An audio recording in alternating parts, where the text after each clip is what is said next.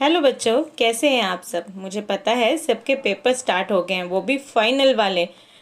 तो in final वाले papers में बहुत ज़्यादा मेहनत करने की ज़रूरत होती है। लेकिन कुछ बच्चे ऐसे होते हैं कि वो समझदार तो होते हैं, इंटेलिजेंट भी होते हैं, लेकिन उनका पढ़ने का मन नहीं करता। वो हमेशा मेहनत से बचते हैं। तो ये कहानी बिल्कुल उन्हीं बच्चों के लिए है जो उनकी सोच को बदल देगी और फाइनल में अच्छे मार्क्स लाने में हेल्प करेगी। तो एंड तक कहानी को ज़रूर सुनना। राहुल एक समझदार लड़का था, लेकिन वो पढ़ाई के मामले में हमेशा मेहनत करने से बचता था। एक बार जब उसका पसंदीदा कप टूट गया, तो माँ ने उसे बाजार से खुद जाकर एक अच्छा कप लाने को कहा।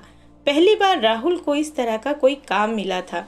वो मन ही मन खुश हो रहा था कि चलो, इसी बहाने उसे बाहर जाने को मिलेगा और उतनी देर कोई पढ़ने के लिए नहीं कहेगा। वो पास के बाजार में पहुंचा और इधर उधर कप खोजने लगा। वो जो भी कप उठाता उसमें कोई न कोई कमी होती, कोई कमजोर होता तो किसी की डिजाइन अच्छी नहीं होती। काफी खोजने पर भी उसे कोई अच्छा कप नहीं दिखाई दिया और वो मायूस लौटने लगा। तभी उसकी नजर सामने की दुकान में रखे एक लाल रंग के कप पे जा टिकी। उसकी चमक और खूबसूरती देख राहुल खुश हो गया और झट से दुकानदार से वो कप हाथ में ले देखने लगा।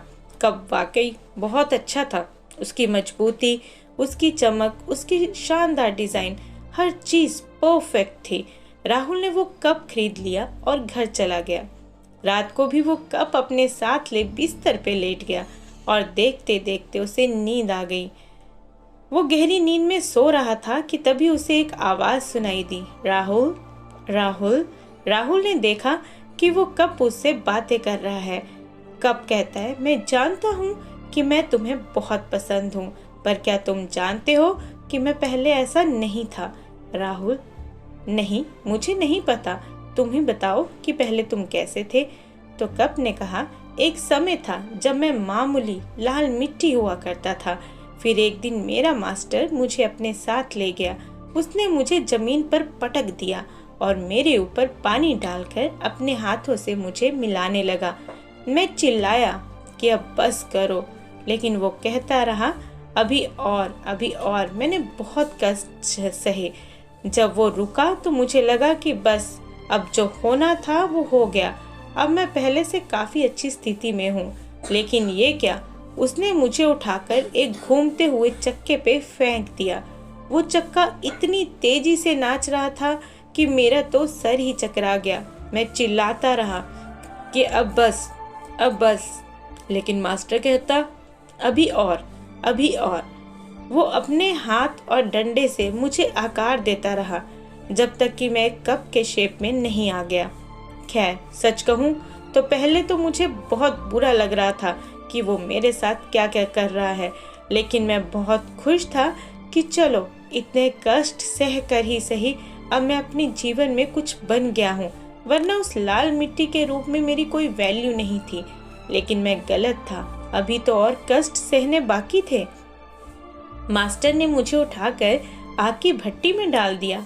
मैंने अपने पूरे जीवन में कभी इतनी गर्मी सहन ही नहीं की थी। लगा मानो वे जलकर भस्म हो जाऊंगा मैं वहीं पे। मैं एक बार फिर चिल्लाया, नहीं नहीं, मुझे बाहर निकालो, अब बस करो, अब बस करो। मेरा जो होना था वो हो गया, मैं ऐसा ही अच्छा हूँ। लेकिन मास्टर फिर यही बोला, अभी और, अभी और कुछ देर बाद मुझे भट्टी से निकाल दिया गया। अब मैं अपने आप को देखकर हैरान था। मेरी ताकत कई गुना बढ़ गई थी। मेरी मजबूती देखकर मास्टर भी खुश था।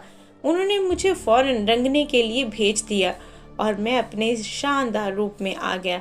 सचमुच उस दिन मुझे खुद पर इतना गर्व हो रहा था जितना पहले कभी नहीं हुआ था। हाँ, ये भी सच है कि उससे पहले मैंने कभी इतनी मेहनत ही नहीं की थी, इतने कष्ट ही नहीं सहे थे। लेकिन आज जब मैं अपने आप को देखता हूँ तो मुझे लगता है कि मेरा संघर्ष, मेरे कष्ट, मेरी मेहनत बेकार नहीं गई। आज मैं सर ऊंचा उठाकर चल सकता हूँ। आज मैं कह सकता हूँ कि मैं दुनिया के सबसे अच्छे कपों में से एक हूँ। राहुल सारी बातें बड़े ध्यान से सुन रहा था और जैसे ही कप ने अपनी बात पूरी की, उसकी आंखें खुल गई। आज सपने में ही सही, राहुल मेहनत का महत्व समझ गया था। उसने मन ही मन निश्चय किया कि अब वो कभी मेहनत से जी नहीं चुराएगा। अपने टीचर और पेरेंट्स से कहे अनुसार मन लगाकर पढ़ेगा और कड़ी मेहनत करेगा। बच्चों, इस कहानी से हमें कड़ी मेहनत करने की सीख मिलती है, फिर चाहे वो पढ़ाई हो, खेल हो या कोई भी चीज़ हो।